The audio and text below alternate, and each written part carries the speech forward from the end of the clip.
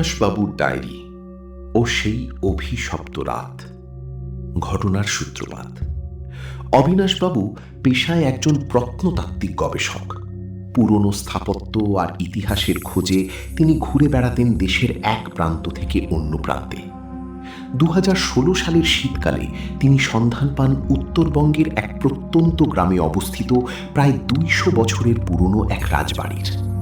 লোকমুখে প্রচলিত ছিল সেই রাজবাড়ির শেষ জমিদার নরেন্দ্র নারায়ণ নিজের ক্ষমতার লোভে পুরো পরিবারকে জীবন্ত পুড়িয়ে মেরেছিলেন এবং পরে নিজেও সেই বাড়িতে গলায় দড়ি দিয়ে আত্মহত্যা করেন। গ্রামবাসীরা সন্ধ্যার পর ওই বাড়ির আশেপাশে যাওয়ার সাহস পেত না, কিন্তু অবিনাশবাবুর কাছে এগুলো ছিল স্রেফ কুসংস্কার। প্রথম দিনের অভিজ্ঞতা। বিকেলের আলো যখন ম্লান হয়ে আসছে, তখন অবিনাশবাবু তার ল্যাপটপ, ক্যামেরা আর ডায়েরি নিয়ে রাজবাড়ির ভাঙা সিংহদুয়ার দিয়ে ভেতরে ঢুকলেন। চারদিকে লতাপাতা আর মাকড়সার জাল। বিশাল হলঘরের ঠিক মাঝখানে ঝুলেছিল একটি ভাঙা ঝাড়বাতি। তিনি দোতলার একটি অপেক্ষাকৃত ভালো ঘরে তার থাকার ব্যবস্থা করলেন। রাত যত বাড়তে লাগলো, চারদিকে নীরবতা তত বেশি ভারী হতে শুরু করল। শীতের উত্তুরে হাওয়া ভাঙা জানালার ফাঁক দিয়ে এসে এক অদ্ভুত শীষ দেওয়ার মতো শব্দ তৈরি করছিল।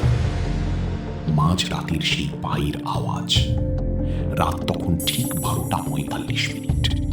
অবিনাশবাবু হ্যারিকেনের আলোতে ডায়েরি লিখছিলেন। হঠাৎ তার মনে হলো ঘরের ঠিক বাইরের বারান্দায় কেউ ভারী পায়ে হেঁটে চলেছে। খড়ম পড়লে যেমন শব্দ হয়, খট খট খট।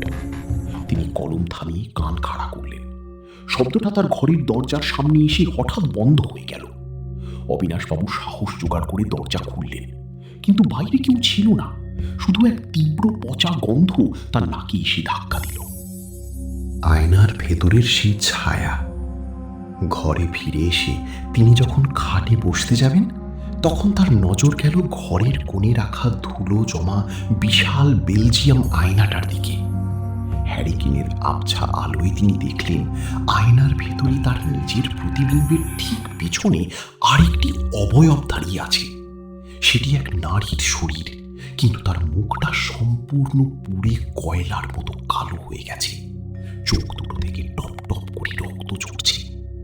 অবিনাশবাবু ভয়ে চিৎকার করতে চাইলেন, কিন্তু তার গলা দিয়ে কোনো শব্দ বের হলো না। তিনি যেন পক্ষাঘাতগ্রস্ত মানুষের মতো এক জায়গায় জমে গেলেন। চূড়ান্ত আতঙ্ক ও মুক্তি। হঠাৎ ঘরের সব জানালা একসঙ্গে তীব্র শব্দে বন্ধ হয়ে গেল। হ্যারিকেনটা দপ করে নিভে গিয়ে পুরো ঘর খুটখুটে অন্ধকারে ডুবে গেল। সেই অন্ধকারের মধ্যেই অবিনাশবাবু অনুভব করলেন একটা বরফ শীতল হাত তার ঘাড়ের উপর এসে পড়ল। কানের কাছে কেউ ফিস ফিস করে বলে উঠল, তুমি আমাদের শান্তিতে বিঘ্ন ঘটিয়েছ, এবার তুমিও আমাদের অংশ হবে। ভয়ে অবিনাশবাবু জ্ঞান হারালেন। পরদিন সকালে গ্রামবাসীরা তাকে রাজবাড়ির সদর দরজার সামনে অচেতন অবস্থায় পড়ে থাকতে দেখে। তার সারা শরীরে ছিল আঁচড়ের দাগ এবং চুলগুলো এক রাতেই পেকে সাদা হয়ে গিয়েছিল। জ্ঞান ফেরার পর তিনি আর কোনোদিন কোনো পুরনো বাড়ির দিকে পা বাড়াননি। এই ছিল আজকের ঘটনা।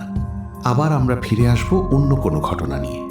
সবাই ভালো থাকুন, সুস্থ থাকুন। AM ডার্ক নাইটের সাথেই থাকুন। আল্লাহ হাফেজ।